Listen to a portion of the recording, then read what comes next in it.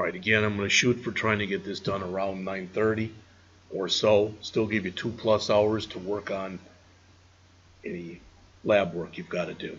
So I'm on page 201, Chapter 7, How to Work with Links, Images, and Timers.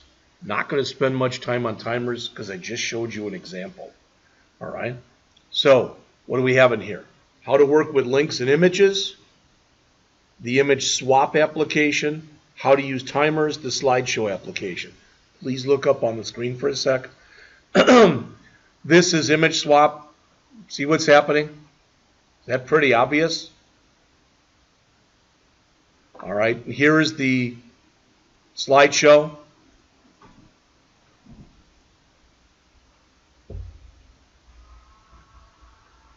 I can make it stop at any time. Now, JavaScript is one way that you can create a slideshow. All right, we'll look at that. We'll look at another way to create a slideshow when we talk about jQuery next week.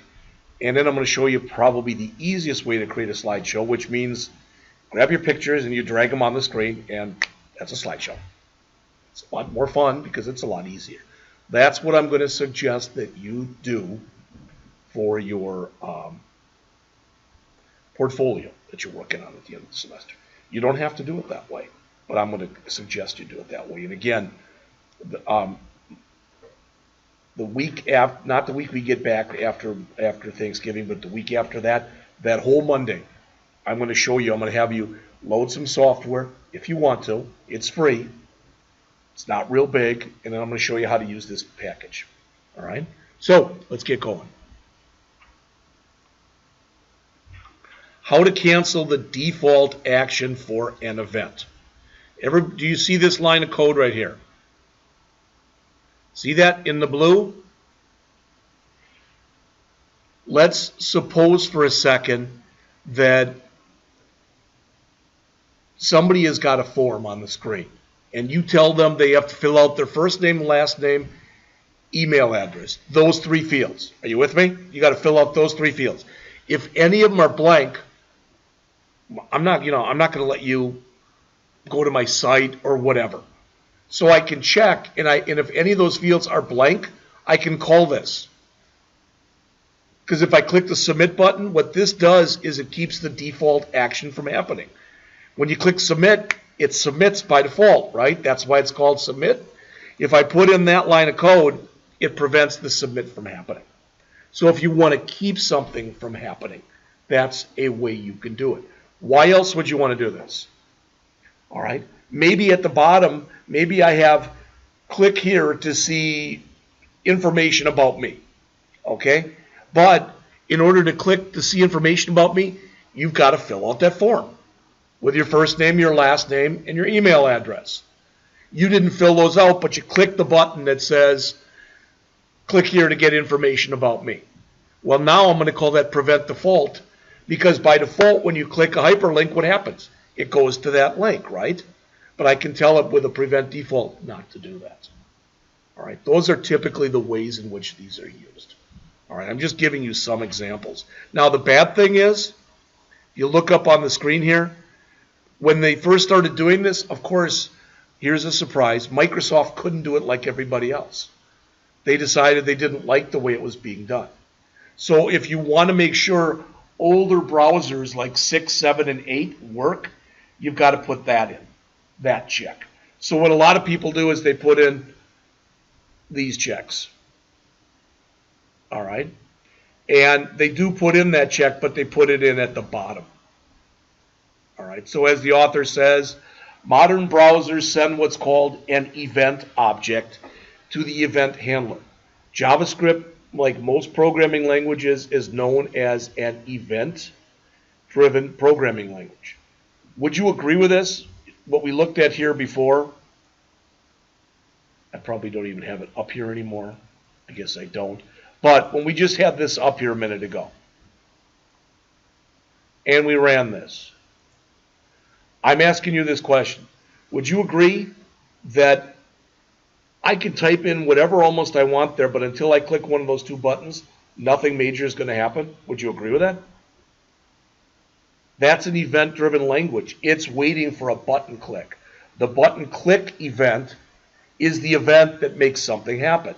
So if I click here, you got that. You already know that. If I click here, you get that. You already know that. But that's the system in both cases responding to different click events. That's what the authors say. All right, older versions of IDE did it one way. Today, everybody does it the same way. The author says, if you want to make sure that you handle it for everybody, then you put in all of that code there. It's more code, but you put it in like that. And again, you'd be surprised. There used to be a site out there. I don't remember what it was.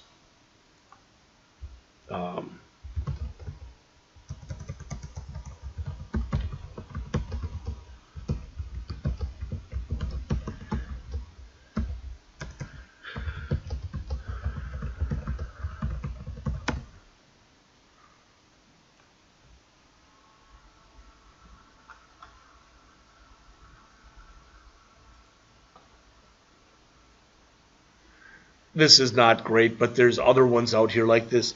You can go online, you can find out, it's pretty much an estimate, how many people are using different versions of different browsers. All right, that's really a crummy example, but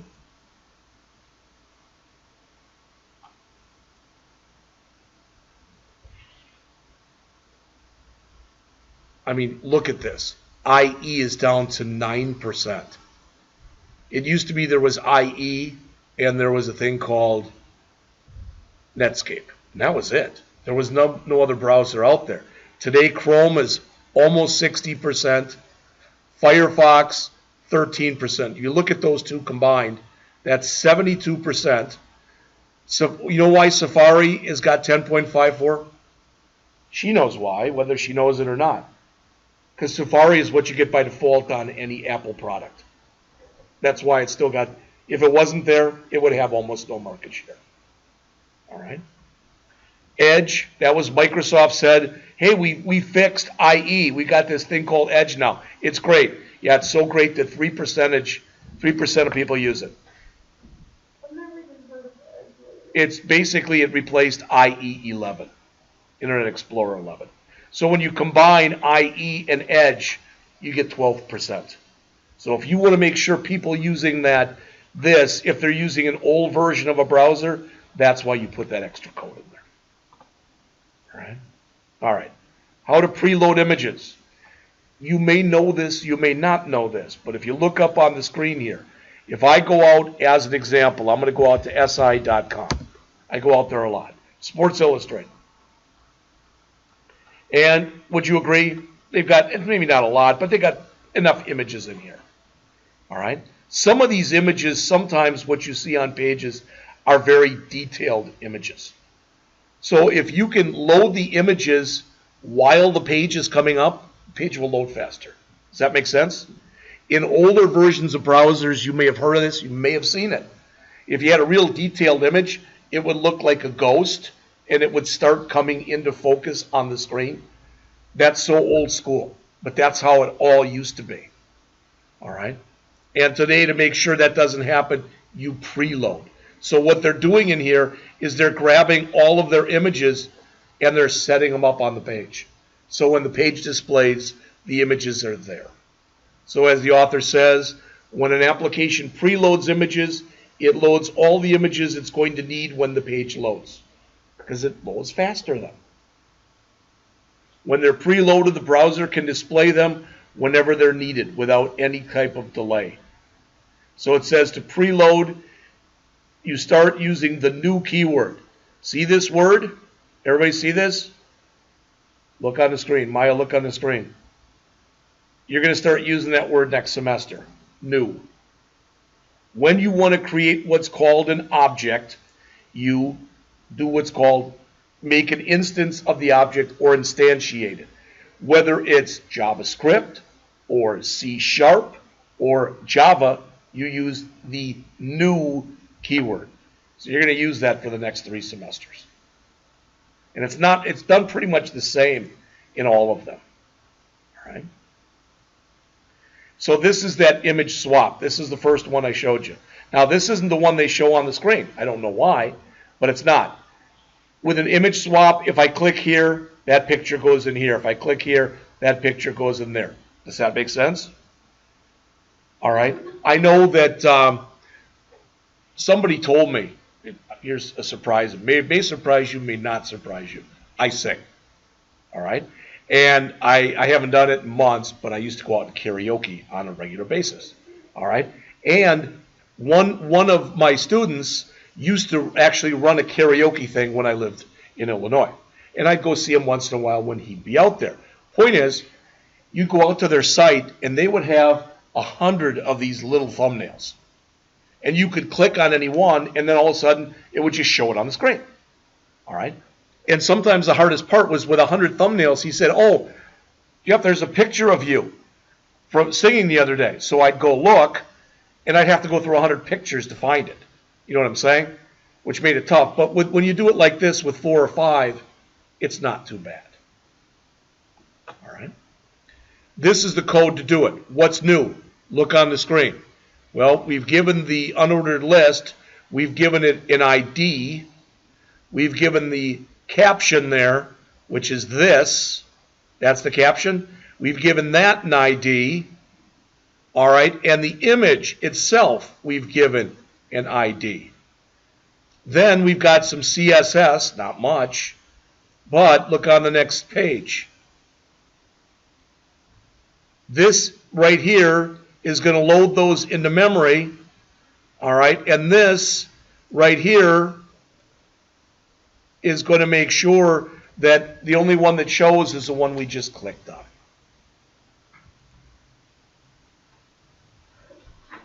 All right. Timers, you just remember that Maya asked me, what's 5,000?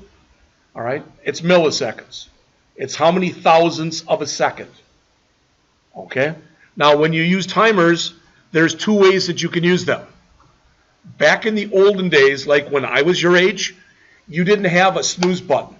If you set an alarm and you turned that alarm off and you fell back asleep, you were screwed. That makes sense? Today, you can hit the alarm, you can hit snooze usually for an hour or whatever it is. When you had a one-time shot, that's a regular timer. That's a one-time timer. So you only want it to go off once. If I go and I want a timer to go off in 10 minutes, and then 10 minutes from there, and then 10 minutes after that, and then 10 minutes after that, that's called an interval timer. All right? Do both those make sense? Because those are the 2 types of timers you have. All right? So they say the set timeout creates a timer that calls a function once. The clear timeout, do you ever do that when you got your alarm set for 6? You wake up at 5 to 6, you just turn the alarm off. That's the clear timeout. So the set timeout is like you turn your alarm on, but it only is designed to make it once. The clear timeout is like you turn the alarm off. Again, the interval timer is when you want it to happen every X number of seconds. You can set an interval timer in JavaScript for a slideshow. Now, look at this, please. I'm going to bring this back up. This one. No. Where is it? I'll have to find it. There it is. See this? And I'm starting this. 1001, 1002, 1003, 1000. See, it's about every 2 or 3 seconds. If this is a site out on AARP, the American Association of Retired Persons, you're probably not going to set it to go off every 2 seconds. You'll probably set it to go off every 15 seconds. Does that make sense? Yeah. Well, you laugh, but you might say, well, yeah, older people. But a lot of times what older people do that younger people don't do is we actually give it a really good look. Yeah, no, whenever I hand my grandma my phone to look at a picture, she holds it so long. I mean, because what we're used to looking at are not pictures on phones. We're used to looking at photographs. All right? And photographs have a lot of detail in them. For instance, you don't see that here, but what if there had been a fish back there, that you could barely see? Most people probably wouldn't notice it. But if you leave the timer on a little while longer, they would. That make sense? All right.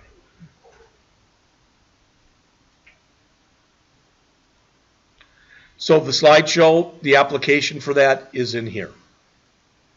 Now, one reason, and here's the JavaScript, one reason I'm not spending a lot of time on this is these are more antiquated ways of doing things. There are hundreds, thousands, probably millions of websites out there that have this. Did you hear me? But they're older. Most of the new websites that have been created don't use that. They either use jQuery, all right, or they do it another way, because there are ways that you can do this with writing a lot less code. All right, and that's it for the chapter.